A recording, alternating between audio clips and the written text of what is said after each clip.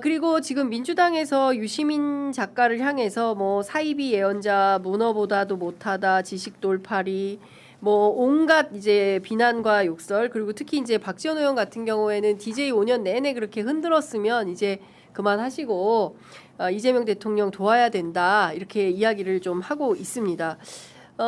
유시민 작가는 멈추지 않을 것 같아요. 다음 주 목요일입니다. 하필이면 또 대통령께서 부동산 대토론회 하는 날이에요. 그날 MBC 라디오 뉴스사이킥에 출연을 한다는 겁니다. 그래서 어떻게 된 건지 제가 물어봤더니 유시민 작가가 먼저 나오겠다고 한 것은 아니고 매불쇼보다 뉴스사이킥이 먼저 섭외를 했는데 기일이 이렇게 잡혔다. 그래서 내주 목요일에 출연을 할 텐데 이제 그 다음 버전이 또 나오는 거예요, 이제.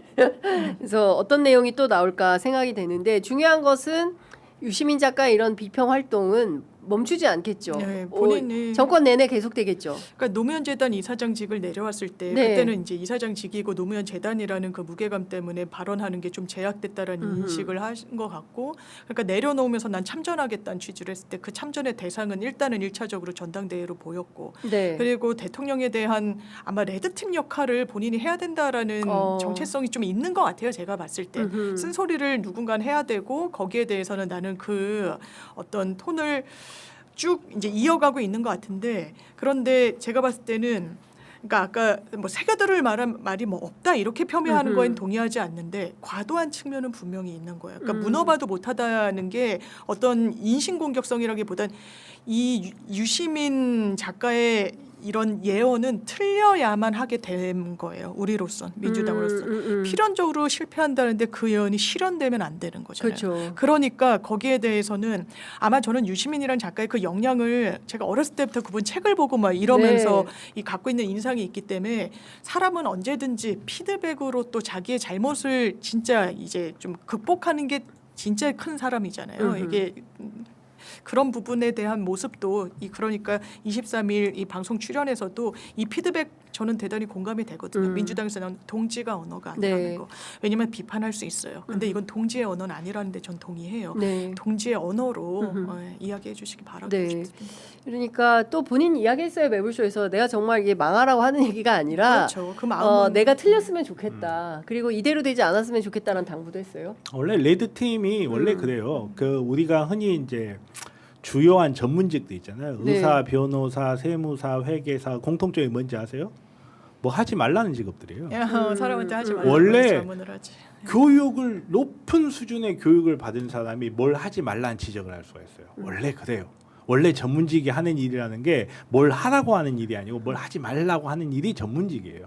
레드 팀의 역할이라는 거, 저는 유시민 이사장님이 제가 여러 번 이야기했는데, 유시민 이사장님이 항상 옳기 때문에 이분을 마음에 두고 이분을 존경하는 게 아니에요. 이분이 하는 지적이 들을 만한 부분, 새길 만한 부분, 내가 반영할 만한 부분이 있기 때문이에요. 저는 박지원 의원님께서 하신 말씀도 저는 일리가 있다고 생각해요. 어떤 사람들이 이 부분에서 지나치다라고 충분히 받아들일 수 있고, 뭐 예를 들어서 뭐 애견된 멸망, 뭐 실패, 뭐 이런 식으로 표현한 거, 사람들에 따라서는 그 표현이 상처를 입었을 수 있을 거라고 생각을 해요. 그럼에도 불구하고 저는 이런 말을 하는 사람도 반드시 필요하다. 그리고 여기에다 대놓고 뭐 문어만 또 못하다, 뭐 어쩐 뭐 그 유시민 이사장님의 평론의 자유가 있듯이 그 사람에 대한 비평의 자유도 있겠죠. 근데 역설적으로 참 재밌는 게, 이분에 대한 그런 비평이 유시민의 몸값을 오히려 높여주고 있다는 생각이 좀 들어요.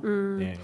자, 그 사실 이제 유시민 작가의 독설에 가까운 그 김남준 의원이 이제 그렇게 표현을 했었는데, 김종대 의원 같은 경우에는 유시민 작가를 노무현 정부의 이제 강준만 교수의 비유를 합니다. 그리고 그 마키아벨리즘적 비판, 그러니까 뭐 욕 먹는 거는 전부 아랫사람 시키고 좋은 거는 자기가 나와서 한다. 그러니까 이재명 대통령에 대해서 마키아벨리즘적 지도자라고 직격을 했는데, 김종대 의원이 얼마 전에 쓴 그 시민언론 민들레 칼럼을 통해서 그마저도 강준만 교수가 했던 이야기다라고 지적을 합니다. 예, 그러니까 강준만 교수가 2004년 8월에 어떤 글을 썼냐면, 노무현은 예전의 노무현이 아니다. 예, 그러니까 이거는 똑같은 거죠. 이재명 대통령에 대한 비판. 왜냐하면 응원했었으니까. 그는 어느새 어설픈 마키아벨리가 되었다. 조악한 이분법을 휘두르며 자신의 지지 세력을 규합하는 선동가가 되었다. 노무현 일행은 지금 증오의 정치를 하고 있다. 이제 이렇게 비판을 했었다는 거예요. 일단은요. 그 네. 말은 강준만이 한 게 아니고 마키아벨리가 한 아니 말이에요. 그러니까 강준만이 인용했던 것을 비슷한 그대로. 상황에서 비슷하게 인용을 한 걸 가지고 이 사람 따라한다라고 한다든지 이런 거는 좀 저는 무리가 있다고 생각하고 레드팀은 앞에서 말했다시피 레드팀의 역할이 있고 어떤 일이 성공하는 데는 레드팀의 역할이 있어요. 네. 예를 들어서 FTA 노무현 대통령님 때 너 반대하지 않았냐? 자이툰 부대 파견 너 반대하지 않았냐? 이런 이야기를 합니다. 레이드 팀이 있었기 때문에 사실은 성공하는 거예요. 예를 들어서 자이툰 같은 경우도 만약에 처음 안대로 갔으면 전투병이 전투 지역에 파병될 뻔했어요. 거기에 대해서 반대 의견이 있었기 때문에 상대적으로 비전투 지역으로 비전투병이 갈 수 있었던 거 공병이 같은가 그때 아무튼 그렇게 갈 수 있었던 거고 한미 FTA도 여러 가지 독소 조항이 개정될 수 있었던 것도 다 그런 것 때문이에요. 우리가 보통 이제 그 광우병 소고기 집 촛불 집회 사태 거기에 후세 사람들이 일부 사람들이 그대로 비판합니다. 저 바보들 우리 미국산 소고기 안심하고 먹잖아. 광우병이 어디 있어? 이렇게 이야기하지만 실제로는 그때 당시에 나와서 사람들이 36개월령 미만으로 고기를 수입할 수 있게 하고 뼈 조각이 안 들어있는 고기를 수입할 수 있었기 때문에 우리가 지금 안심하고 먹을 수 있는 거예요. 레이드 어떤 일이 성공했냐 실패했냐를 가지고 레이드 팀의 비판 옳다 그러다라고 판단할 수 없는 겁니다. DJ 때 흔들었다고 하지만 그 흔들림이 있었기 때문에 DJ도 성공할 수 있는 거고 노무현 대통령님도 퇴임 후에 저 사람이 나한테 그렇게 잔소리를 많이 했는데 내가 그 잔소리 덕분에 이렇게 발전해 왔다라고 할 수 있는 거예요. 그리고 마찬가지로 어쩌면 강준만의 역할을 유시민이 하는 걸 수도 있죠. 그리고 강준만이 했던 말 유시민이 할 수도 있고 그걸로 인해서 이재명 정부가 노무현 정부처럼 국민들에게 사랑을 받고 존경을 받을 수 있으면 되는 거예요. 근데 이거를 가지고 강준만이 했던 말을 유시민이 하고 있으니까 너는 뭐 평가를 그런 식으로 하는 거는 저는 평가를 하는 게 아니라 그거는 비난이죠. 그냥. 근데 이제 이런 것 같아요. 김종대 전 의원의 이제 판단은 이제 그런 식으로 하다 보니까 노무현 대통령이 원래 하려고 했던 개혁들을 지지층이 이제 돌아서고 지지율이 빠지고 하면서 뭐 인기가 엄청나게 떨어졌잖아요. 지금 역대 대통령 동기로 비교해 보면 노무현 대통령이 최악이었어요. 22%. 그렇죠. 20. 예.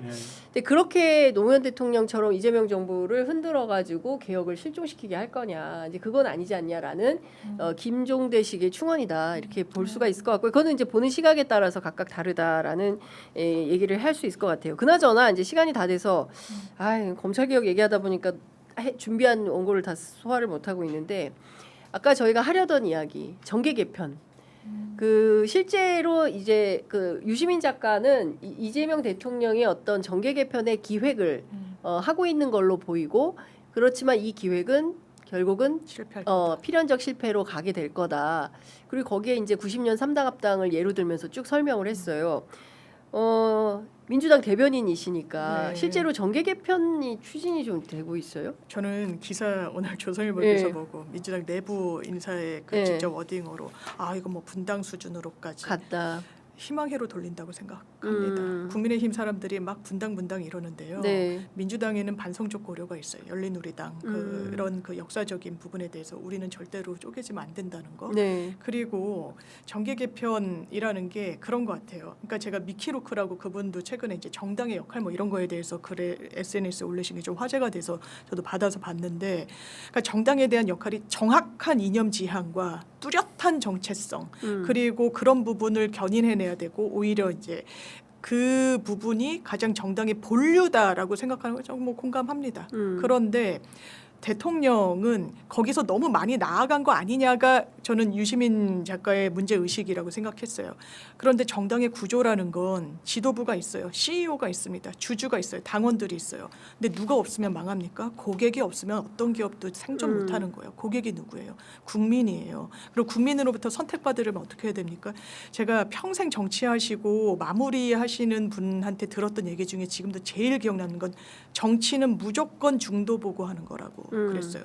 중앙값이라는 게 없겠죠. 그런데 중도층의 어떤 흐름, 이렇게 치우치지 않고 이 정도 방향으로 나아가 줬으면 좋겠다는 그 마음을 받아 안아야 돼요. 그분들 중에는 보수 쪽에 좀 가까운 중간값도 있고 진보 쪽에 가까운 분들도 있어요. 이걸 아우르기 위해서 우리 인사로 보여주겠다. 그 정치적 운동장을 넓게 써가지고 우리가 안정적이라고 아주 제가 국회 출입할 때만 해도 민주당은 무슨 거의 뭐 극자라는 식으로 몰아세움을 당했었어요. 국가보안법 이런 이슈로. 거기에 또 시민분들이 평가를 하는 부분이 우리 그렇지 않다. 거기에 다 포함해가지고 정치적 스펙트럼을 넓게 쓰는 정당이다.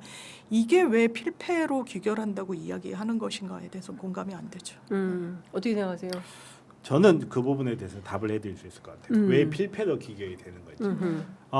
정확하게는 필패로 귀결이 된다. 이 딱 워딩 자체에 동의하는 건 아니에요. 네. 저는 분명히 가능성이 있다고 생각해요. 근데 보통 이제 앞에서 말씀하셨다시피 중도를 향한 정치라고 하고 중도로 외연을 확장하는 거 굉장히 중요합니다. 근데 저는 중도로 외연을 확장할 때 어떤 방식으로 확장하느냐 저는 굉장히 중요하다고 생각해요. 결국 정치라는 거는 서로가 주장하는 대의 명분이 있고 이 대의 명분에 동의하는 사람이 많아졌을 때 정치가 저는 커진다고 생각해요. 네. 근데 우리 이런 대의 명분이 있어. 근데 사람들이 외면을 하고 중도에 머물러 있어. 그럼 우리가 거기 가서 외판원처럼 영업을 하면서 이거 우리가 이것도 해줄게, 이것도 해줄게 하다 보면 어느 순간에 대의 명분이 흔들리기 시작해요. 예를 들어서 2030 이야기를 많이 하는데 2030이 뭐 좋아요. 2030도 국민이고 당연히 우리가 선택을 받아야 될 국민이야. 근데 2030이 좋아하니까 잠깐만 있어봐. 지금까지 공정의 틀을 한번 꺾어볼까? 시험 잘 보는 애들이 돈 잘 버는 게 당연하지. 니들이 2030 당연히 시험 잘 보는 애들이 정규직이 돼야지. 열심히 일한 노동자들 얘네들이 뭐 일하고 월급 받았잖아. 그러니까 너네들은 정규직 하면 안 돼. 공부 열심히 해가지고 독서실에 공부해서 시험 잘 보는 애들 니들이 이런 걸 받아들여주기 시작하면 정치가 사람들을 모아야 할 깃발이 흔들려요. 이 맛도 아니고 저 맛도 아니야. 아니 민주당은 이것도 해주고 저것도 해준다. 다 해준다 그래. 그러면 도대체 민주당을 왜 사람들이 선택을 하죠? 어차피 나한테 다 맞춰주는데. 네, 알겠습니다.